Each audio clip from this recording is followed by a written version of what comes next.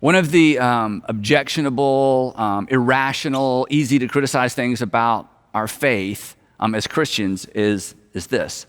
You've experienced this. We actually turn to God when bad things happen, believing he could have kept them from happening in the first place.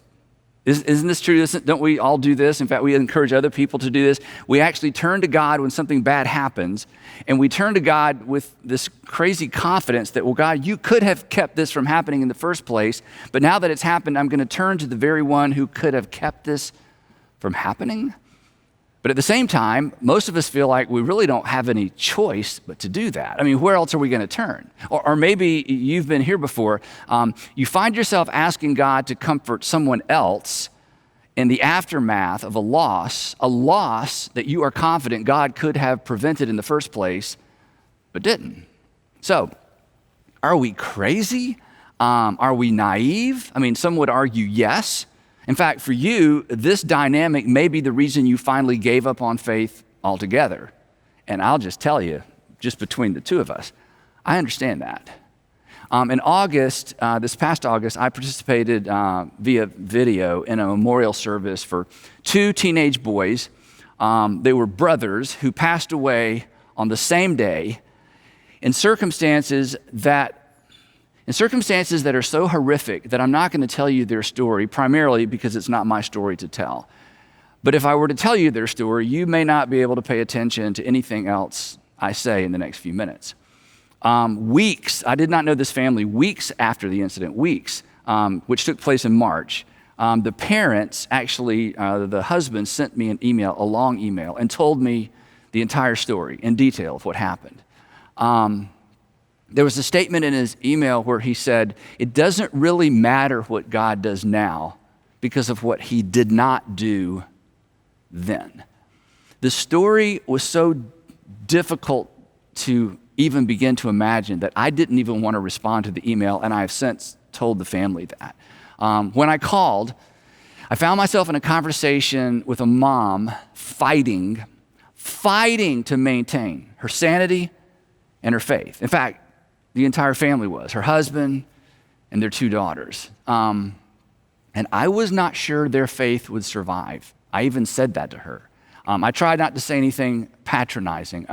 They already knew all the Bible verses and all the Bible stories. And in a later conversation, she actually said to me, she said, Andy, the most helpful thing you said. And when she said that, I thought, I can't imagine that I said anything helpful. But she said the most helpful thing that you said was that if our faith did not survive this, that was understandable. You said that it may take years for our faith to recover, assuming that it recovers at all. And that is what I said. And I meant it. And through the weeks that ensued, we texted several times. And then in June, remember this event happened in March. In June, she texted me to say, hey, we're planning a memorial service for our sons at a church, one of our partner churches. It'll be in August, and we would love for you to send a short video that could be part of the service. And honestly, I was stunned, not that they asked me to send a video. I was stunned that their faith had begun to recover, that they were rediscovering faith, but not their old version of faith. They would be quick to tell you, if they ever tell their story, a much better faith, a deeper faith, a faith that wasn't propped up by everything is up and to the right. A faith that wasn't propped up by, well, God will make sure that you get back to normal eventually because they will never get back to normal eventually. And what they recovered was faith in God. Not the promises of God, not the blessings of God, just God. Because all the other stuff, all the other fluff had been torn away in a day. Now, you may know someone like that, and perhaps you're hoping for a recovery like that.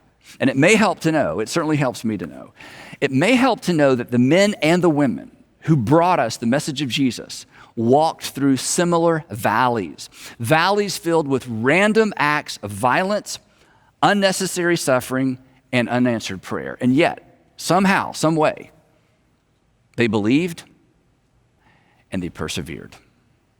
Now, last time we were together, and I hope you were with us last time we were together. Last time we were together, we looked at an episode from the life of the early church where food was about to become scarce throughout the entire Roman Empire. And most people in ancient times were already hungry most of the time. So when a famine struck, people didn't just eat less. In many parts of the world, there was literally nothing to eat. And as we discovered, the church in Antioch, instead of turning inward and focusing on their own needs, they actually stopped to consider who would be most negatively impacted by the famine. And then they asked the question, what can we do about it? And in an unprecedented move, they began collecting funds for a group of people they had never met in a part of the world most of them would never visit, whose culture was nothing like theirs. In fact, this is so important and it was so unprecedented. I want to give you a visual to help you understand the magnitude of their decision and what they did. Here's a map of what we generally consider the Holy Land, with Galilee in the north, Samaria, Judea, and the city of Jerusalem in the south. Now, these Gentile Jesus followers were located in Antioch, which doesn't even show up on the map. It is 300 miles away from Jerusalem. And in terms of ancient travel, these two cities, take a look, these two cities were an eternity apart. And culturally speaking, as I said, they were half a world apart as well. Never before in recorded history had a local multicultural group felt responsibility for a group of people with whom they had virtually nothing in common. Now, here's the question.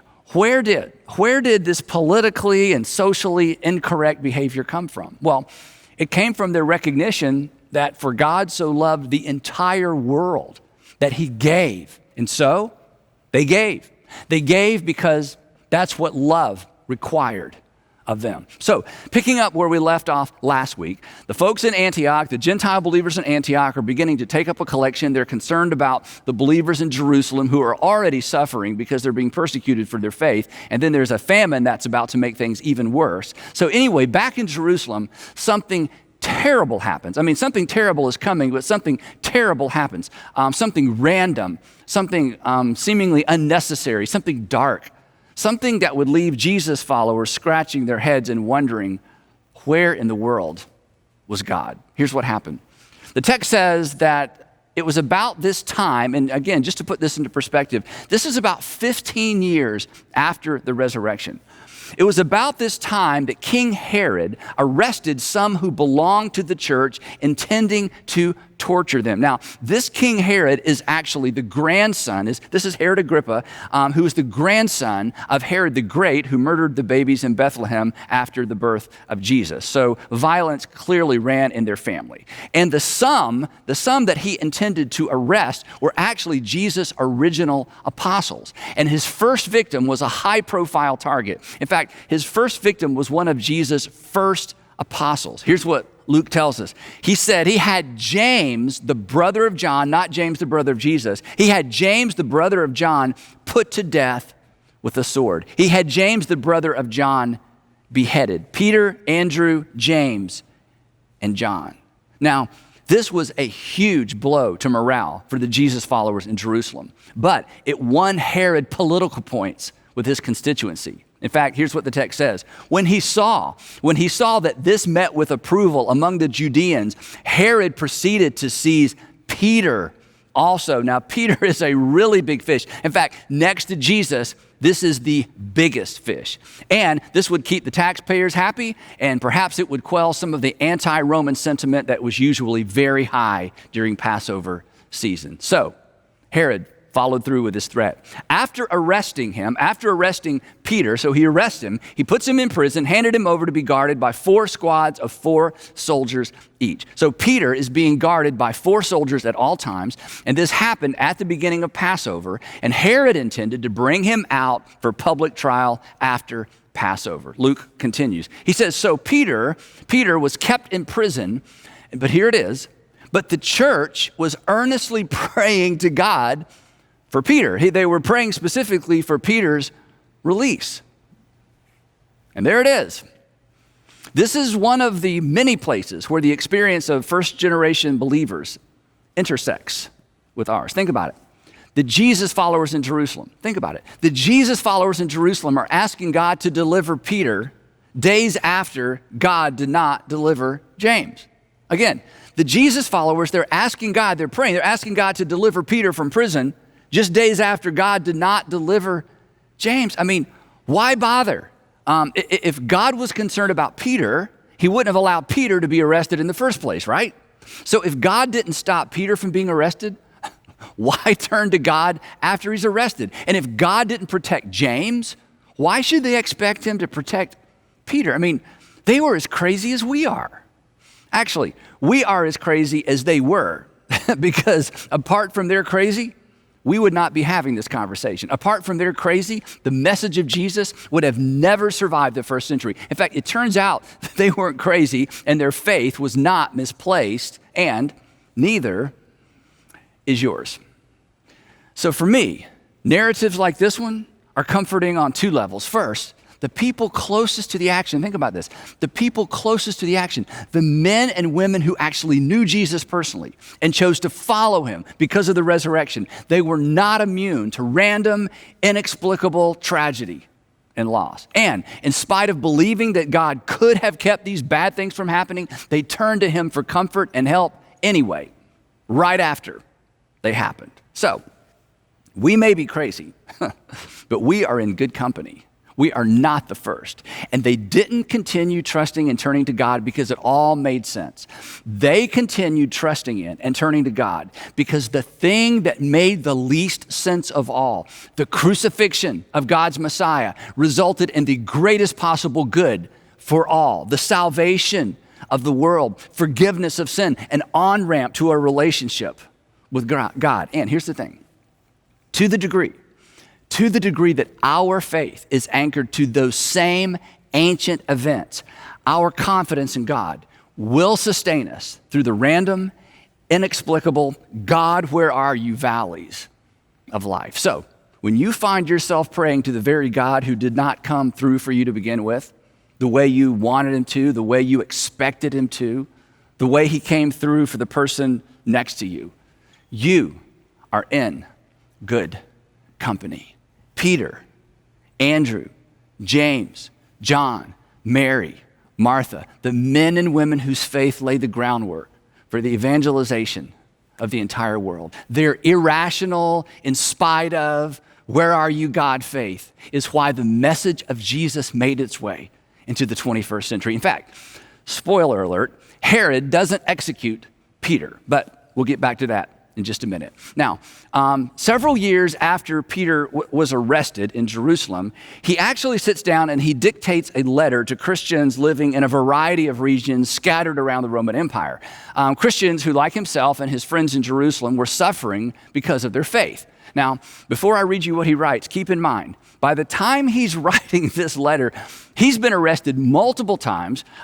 He's been living as a fugitive for years. In fact, he kept his whereabouts so concealed, nobody even knows for sure where Peter was between his arrest in Jerusalem and his execution in Rome, maybe 9 or 10 years later.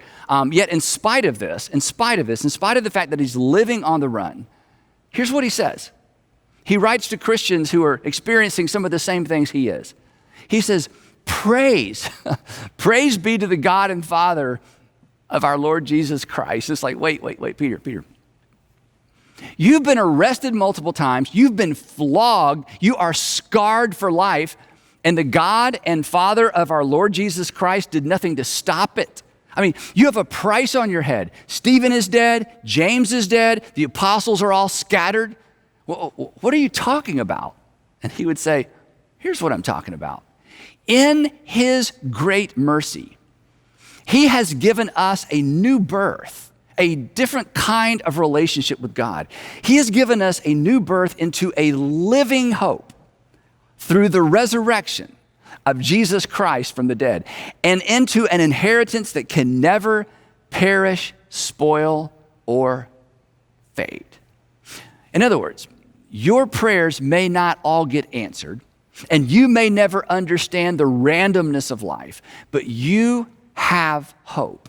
And your hope isn't anchored to theology, it's not anchored to belief, and it's not anchored to a book. Peter says that our hope is anchored to an event that rekindled his hope, the resurrection of Jesus. And then he says this, in all of this suffering, in all of this you greatly rejoice, though now for a little while you may have had to suffer grief of all kinds of trials, in all kinds of trials. In other words, he says, in light of all that God has done for you, you can find joy and you can rejoice in the middle of it. There's not joy because of the trials. There's joy in spite of the trials because of what God has done for you. And Peter, again, who has suffered in ways we can't even begin to imagine, says that this suffering is just for a little while. And he could have added, in all kinds of trials, like I have. To which we say, so wait, again, Peter, grief, trials, suffering, randomness are not evidence that God's not listening, that God's not involved. They don't indicate that things are spinning out of control, that we need a revival, that Jesus is returning soon, or maybe we've done something wrong. And Peter would say, no, not at all. These trials have come. These have come so that the proven genuineness of your faith,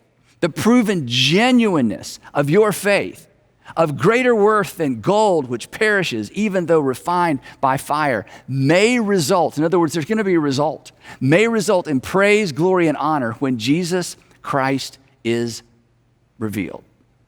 Again, to which we would say, so Peter, we should expect this, to which Peter would say, yes, and people are watching. People who are suffering as you suffer are watching. People suffering without hope will be drawn to your hope, your peace. In fact, they may be drawn to the object of your faith because the darker it gets, the brighter your hope, the brighter your response shines. And then he would say, perhaps, as Jesus said, so as you suffer and as you try to explain the inexplicable, as you navigate yourself and navigate your way through things you never anticipated and for which there are no answers, let your light shine in such a way that people see your response and they look up. Then he continues. He says, though you have not seen him, and I love this because remember, he's writing to people who had never actually seen Jesus the way that Peter had seen Jesus. He said, though you never met him, though you've never seen him, you love him based on my testimony about him. You love him, and even though you do not see him now, you believe in him, and you are filled with an inexpressible and glorious joy because you are receiving the end result of your faith, the salvation of your souls. So once again, we push back. So Peter, so what you're saying is this, that the inconsistency and the randomness of life, it doesn't throw you off. It doesn't undermine your confidence. I mean, come on. They got James, they came for you, and Peter would say, no, my faith doesn't depend on consistency or certainty or my ability to explain things. My faith is not shaken by the randomness of life. Come on.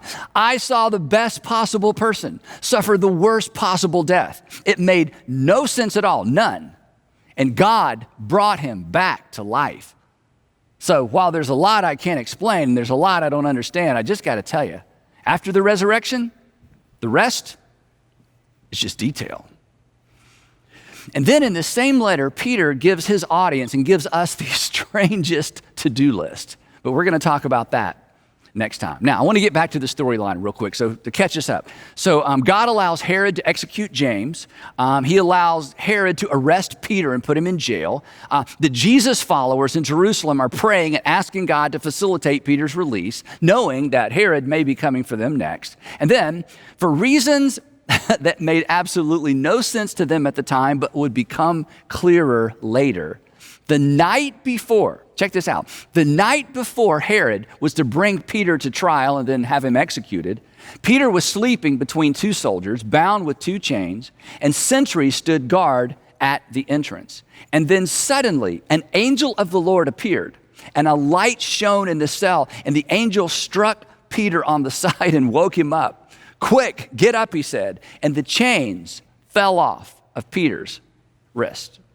Then the angel said to him, put on your clothes and sandals. And Peter did so. Wrap your cloak around you and follow me, the angel told him. And so, of course, Peter followed him out of the prison. But he had no idea that what the angel was doing was really happening. He thought he was seeing a vision or maybe having a dream. And then they passed the first and the second guards, and they came to the iron gate leading to the city. It opened for them by itself, and they went through it. And then, when they had walked the length of one street, suddenly the angel left him. Now, I know what you're thinking, because I think the same thing. Really? Really? And why doesn't God do that kind of thing anymore? And why doesn't God do that kind of thing for me anymore? But let me tell you what Peter and his friends were wondering. Why didn't God do that for James, our friend? And they never got a good answer to their question. And we may never get satisfying answers to ours either. Now, when Peter realized that this was not a dream, that he really was safe and outside the city walls, he went to the home of Mary, the mother of John, also called Mark, where many people had gathered and were praying for his release. So Peter runs down the street. He knows he doesn't have much time. He certainly doesn't want to incriminate his friends. So he runs to the door of a home he'd been to many times. And Peter knocked on the outer entrance, and a servant named Rhoda came to answer the door. And when she recognized Peter's voice, because he had been in their home many times, she was so overjoyed, she ran back to the people who were praying without opening the door and exclaimed, "Peter is at the door." Now, remember, they're praying for his release, but apparently they did not really expect God to answer their prayer. In fact, listen to their response, and this is important. This is just more evidence that the writers of the New Testament did not write the main characters in as heroes or even people with more than average faith. They didn't experience miracles every day, and they did not expect a miracle this day. Now, when Rhoda tells the prayers that Peter is at the door, here's what they said. They said, "Rhoda, you are out of your mind." Well, to which we'd say, "Wait, weren't you just praying for this?" To which they would say, "Yeah, but we didn't really expect anything to happen." When she kept insisting that it was so, they said, "Well, then it must be his angel. It must be his spirit counterpart. He must already be dead, and it's his ghost." But Peter kept on knocking. And when they opened the door and saw him, they were astonished. Imagine that, an actual answer to prayer. Imagine that. Now, at this point, they are so delighted, they're celebrating, and they're making so much noise in the middle of the night that Peter motions to them with his hand to be quiet. And then he says this, "Tell James, the brother of Jesus, tell James and the other brothers and sisters about this. Let them know that I've been released, that I'm free." He said, and then he left for another place. Now, this is so interesting, and we're going to come back to this next time. Luke doesn't say where Peter went. Now, remember, when he wrote this, Peter was still alive and was still a wanted man. If Luke knew where Peter was, he didn't document it, lest his document fall into the wrong hands. So Peter went underground. In fact, he went underground so successfully that to this day, no one has discovered for certain where he went. And then Luke gives us even more detail. As you might imagine, in the morning, there was no small commotion among the soldiers as to what had become of Peter. And after Herod had a thorough search made for him and did not find him, he cross-examined the guards and ordered that they be executed. Now, Herod is publicly humiliated because he had promised the people that they were going to see the trial of Peter, Jesus' number one follower. He's so humiliated, he leaves town. He goes to his beach house down by the Mediterranean Sea. And while he's there, a group from a neighboring city asked to have an audience with him to show their support because they depended on Herod and his favor for their food supply. And Luke tells us about this. Here's what he says.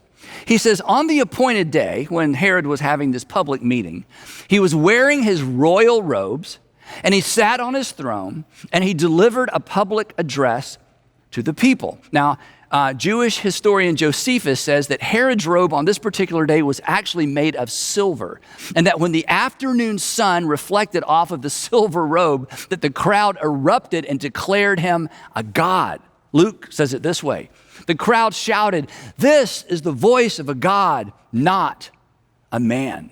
And immediately, because Herod did not give praise to God, an angel of the Lord struck him down, and he was eaten by worms and died.